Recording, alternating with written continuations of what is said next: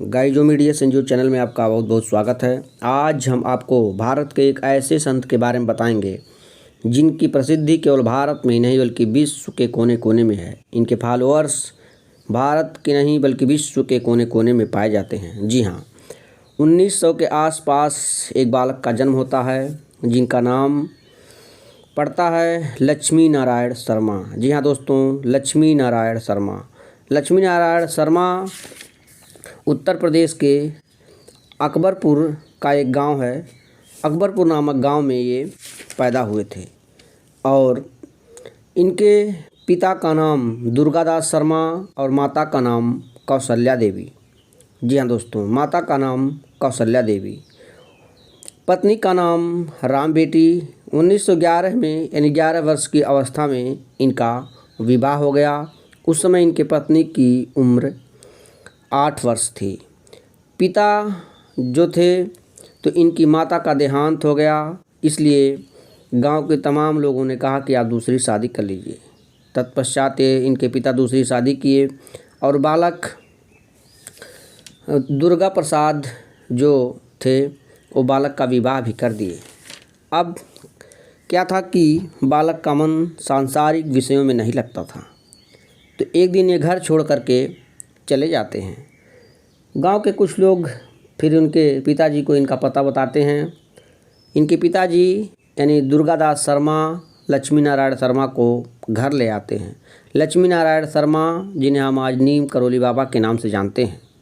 इनका मन घर पर नहीं लगता। ये फिर घर वालों को बता करके, अपने पिता को बता करके, परिवार को बता करके पुनः निकल जाते हैं सत्य की खोज में, आध्यात्म की खोज में। जी हाँ दोस्तों, आपको बता दें कि इनकी प्रसिद्धि ऐसे ही आप मान लीजिए जूलिया रॉबर्ट हॉलीवुड की प्रसिद्ध अभिनेत्री, स्टीव जॉब्स एप्पल के मालिक, फेसबुक के ऑनर जुकरबर्ग, ये सब बाबा के फॉलोअर्स हैं।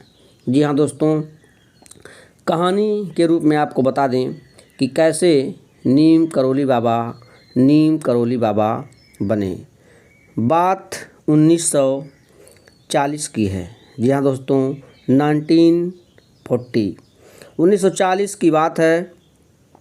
उत्तराखंड में भवाली से कुछ दूरी पर एक घाटी के पास बाबा पहुंचते हैं और वहां सड़क के किनारे बैठे होते हैं।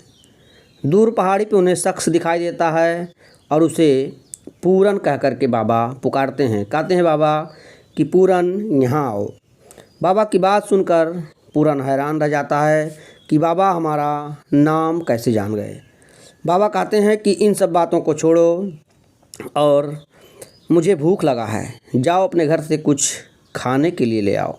पूरन भागा भागा दौड़ता हुआ घर जाता है और दाल रोटी बाबा के लिए लेकर के आता है।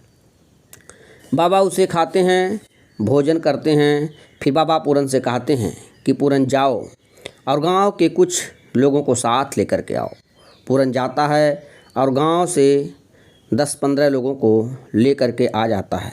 बाबा जहां बैठे होते हैं वहां सामने एक नदी गई होती है। नदी को पार करते हैं बाबा। उसके बाद पास में नज़दीक एक जंगल होता है। वहाँ उस जंगल में एक बड़े से पत्थर को बाबा सभी लोगों से उठाने के लिए कहते हैं। तो गांव वाले कहते हैं बाबा ये क्या कर रहे हैं। बाबा कहते हैं तुम लोग पत्थर उठाओ, उसके बाद यहाँ एक गुफा मिलेगी। वाकई में जैसे गांव वाले पत्थर को उठाते हैं तो एक गुफा मिलती है। बाबा कहते हैं कि आप लोग घबराइए नहीं। गांव वाले सोचते हैं कि हम लोगों का पूरा जीवन यहीं बीत गया, पर हमने तो इस गुफा के बारे में न सुना न जाना, बाबा को कैसे पता है। बाबा कहे आप लोग घबराइए नहीं, पत्थर को हटाइए। गांव के लोग पत्थर हटाते हैं, वहाँ एक गुफा मिलती है। गुफा के अंदर बाबा प्रवेश करते हैं। वहाँ चिमटी और जो साधु सन्यासियों का कुछ आध्यात्म के लिए सामग्री होता है उनको मिलता है। तो बाबा कहते हैं कि आप लोग घबराइए नहीं, ये सोमवारी बाबा की तपस्थली है और यहाँ हनुमान जी का निवास है। तो वो लोग उन लोगों से कहते हैं कि पास की नदी से जल लाओ। गांव के लोग पास की नदी से जल लाते हैं और उस स्थान को पवित्र करते हैं। तो कहते हैं कि यहाँ हनुमान जी विद्यमान है, ये सोमवारी बाबा की तपस्थली है। दोस्तों, ये स्थान कैंची धाम है। ये कैंची नामक स्थान है और बाबा अपना यहीं ध्वनि लगाते हैं, बाबा यहीं अपना पूजा पाठ करते हैं। तो यह स्थान कैंची धाम के नाम से प्रसिद्ध हो जाता है। और पूरन तो तब चौंक जाता था, चौंक गया था जब से बाबा ने कहा था कि मैं तुम्हारे सभी जन्मों की बातों को जानता हूँ। दोस्तों, बाबा इस प्रकार से तमाम लोग उनके आसपास आते गए और बाबा लोगों की जिज्ञासाओं को शांत करते रहे। इस प्रकार से वो स्थान कैंची धाम के नाम से प्रसिद्ध हुआ और बाबा नीम करौली के नाम से वहाँ प्रसिद्ध हो गए।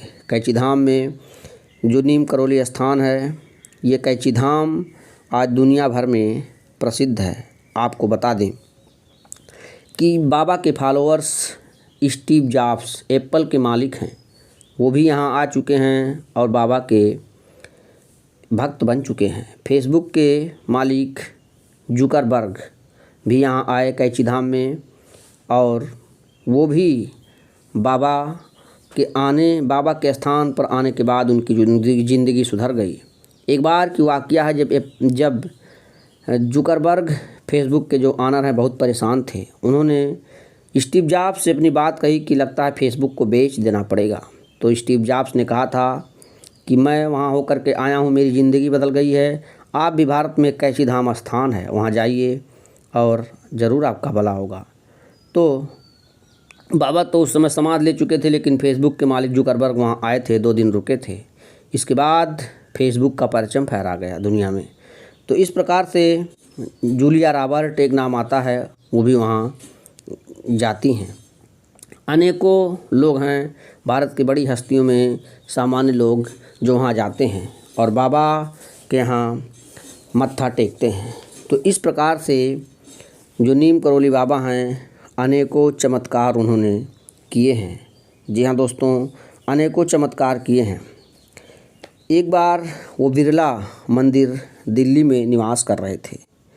वहाँ एक बांग्लादेश का व्यक्ति आता है और कहता है कि बाबा देखते ही समझ जाते हैं, कहते हैं तुम बहुत परेशान हो, लेकिन परेशान न हो जाओ, तुम्हारा भाई जल्दी ही आ जाएगा और वो तुम्हारे देश बांग्लादेश का बड़ा व्यक्ति बनेगा, राष्ट्रपति बन सकता है, बन सकता नहीं बनेगा। व्यक्ति हक्का बक्का रह जाता है। बाबा कहते हैं कि मैं इतना ही कह रहा हूँ, तुम घर जाओ। वो परेशान रहता है चूँकि उसका भाई पाकिस्तान के जेल में बंद रहता है।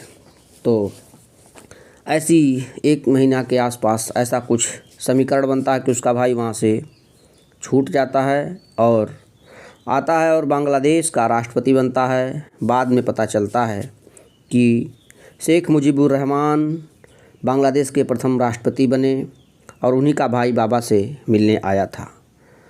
एक और बात आपको बताते हैं। रॉबर्ट एल्पर्ट हार्वर्ड विश्वविद्यालय के गणितज्ञ थे। रॉबर्ट एल्पर्ट भारत आए थे आध्यात्मिक व्यक्तियों की खोज के लिए।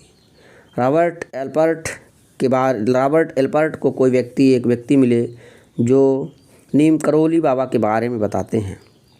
रॉबर्ट एल्पर्ट नीम करौली बाबा से मिलते हैं और उनकी आध्यात्मिक जिज्ञासा शांत हो जाती है। वो बाबा के शिष्य बन जाते हैं और अपना नाम रामदास रख लेते हैं।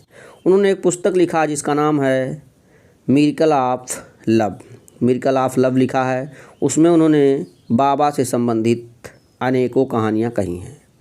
आज उसमें से हम एक कहानी का आपको जिक्र करते हैं। दोस्तों, एक बार की बात है, बाबा एक गांव में जाते हैं। 2 फतेहगढ़ वो गाँव होता है यूपी का, और 1943 की बात है। एक पति पत्नी रहते हैं, वो वृद्ध हो चुके हैं। उनका बेटा बर्मा फ्रंट की लड़ाई पर गया है। बाबा वहाँ जाते हैं और कहते हैं मुझे भूख लगा है। तो वो लोग बाबा को पहले से जानते थे। बाबा को भोजन कराते हैं और अपने एक चारपाई पे बाबा को आराम करने के लिए कहते हैं और उन्होंने बाबा को एक कंबल दिया। बाबा कंबल लेकर रात में सो गए, लेकिन रात भर बाबा कराहते रहे। लेकिन जो पति पत्नी थे वृद्ध, उन्होंने बाबा को डिस्टर्ब नहीं किया। सोचा कि बाबा को जगा देंगे तो इनकी नींद भंग हो जाएगी, आध्यात्मिक प्राणी हैं। लेकिन बाबा रात भर कराहते रहे। ऐसा लग रहा था कि बाबा को बहुत पीड़ा है। बाबा सुबह उठे और वो कंबल चौपट कर मोड़ करके उन दंपत्ति को दिए और उन्होंने कहा कि तुम्हारा बेटा 1 महीने के बाद 1 महीने के अंदर ही आ जाएगा, और इस कंबल को लो, इस कंबल को खोलना नहीं, जाके गंगा नदी में से विसर्जित कर दो, गंगा नदी में रख देना, इसे खोलना नहीं है। अब बाबा चले गए, लेकिन बाबा का आदेश था कंबल को वहाँ ले जाना। पति पत्नी की इच्छा होती थी कंबल को खोल के देखा जाए इसमें क्या है, पर बाबा का आदेश था, इसलिए उन लोगों ने कंबल को नहीं खोला। वो आगे बढ़ते हैं, जैसे जैसे आगे बढ़ते हैं कंबल वजन होता जाता है। ऐसा लगता है कि उसमें लोहे की कोई बहुत बड़ी सामग्री रखी हुई है। फिलहाल वो कंबल को गंगा नदी में बाबा के कथनानुसार डाल देते हैं। इसके ठीक 1 महीना बाद उनका बेटा आता है और उनका बेटा कहता है कि माँ, बाबूजी, 1 महीना पहले बर्मा फ्रंट में जब मैं लड़ाई पर था तो वहाँ पर जापानी सेना ने अचानक धावा बोल दिया और हमारे एक सैनिक, हमारे साथी मारे जा रहे थे। रात का वक्त था और गोलियां मुझ पर चल रही थीं, पर न जाने गोलियां कैसे किनारे हो जा रही थीं। मुझे एक भी गोली नहीं लगी और मैं सोच रहा था कि अब तो मुझे, क्योंकि गोलियां इतनी तेज़ थी, मुझे लग रहा था कि मेरे सारे साथी मारे जा रहे हैं, अब मेरा भी मरना तय है, मैं सुबह का सूर्य नहीं देख पाऊँगा। लेकिन पता नहीं क्यों गोलियाँ मेरे पास से निकल जाती और मुझे गोली नहीं लगी। सुबह होते होते जब भोर हुआ तो हमारी दूसरी टुकड़ी आ गई और ब्रिटिश सेना के साथ जो हम लड़ाई कर रहे थे, तो वहाँ जो जापानी सैनिक थे भाग गए। इस प्रकार से मेरा जान बचा। तो गांव के वृद्ध माता पिता थे, उन्होंने दिमाग लगाया, सोचा कि हाँ ठीक 1 महीना पहले उसी दिन बाबा जब आए थे तो गोलियाँ उन्हीं के पास आ रही थीं। तो वो आध्यात्मिक पुरुष थे, बाबा स्वयं कष्ट सहे और भक्तों को बचाते थे। तो नीम करोली बाबा की जय। दंपत्ति ने नारा लगाया और उनका स्मरण किया, कहा बाबा की कृपा से बेटा तुम बच करके आए हो। तो इस प्रकार से नीम करोली बाबा के अनगिनत किस्से हैं, कहानियां हैं और देश दुनिया से तमाम उनके फॉलोअर्स आते हैं। दोस्तों, नीम करोली बाबा की बड़ी महिमा है और वह हनुमान भक्त थे, हनुमान जी के अवतार माने जाते हैं, ऐसा लोगों की मान्यता है। तो इस प्रकार से उत्तराखंड में नैनीताल में कैची धाम है, वहाँ आप जब कभी जाइए तो ज़रूर जाइए। एक कहानी और है नीम करोली स्थान के बारे में। दोस्तों, एक बार बाबा गाड़ी से ट्रेन से सफ़र कर रहे थे, तो उनके पास टिकट नहीं था। टीटी ने टिकट मांगा, उन्होंने कहा टिकट मेरे पास नहीं है। टीटी ने चैन पुलिंग करके गाड़ी रोक दी और बाबा को ट्रेन से उतार दिया। बाबा जैसे ही ट्रेन से उतरते हैं, गाड़ी रुकती है, उसके बाद दोबारा गाड़ी आगे ही नहीं बढ़ती, गाड़ी बंद पड़ जाती है। सारे अधिकारी, सारे ड्राइवर, सभी लोग परेशान हो जाते हैं। इसके बाद गाड़ी में बैठे, ट्रेन में बैठे एक वृद्ध कहता है कि वो जिनको आप उतारे हैं कोई साधारण संत नहीं है, जाइए उनसे माफ़ी मांगिए, तभी ट्रेन आगे बढ़ सकती है। अब लोगों के पास कोई विकल्प नहीं था। ट्रेन ड्राइवर और जो गाड़ी के सहयोगी हैं गाड़ी से उतरते हैं और बाबा से माफ़ी मांगते हैं। बाबा ने कहा एक शर्त है भाई, तभी मैं गाड़ी पे चढ़ूँगा।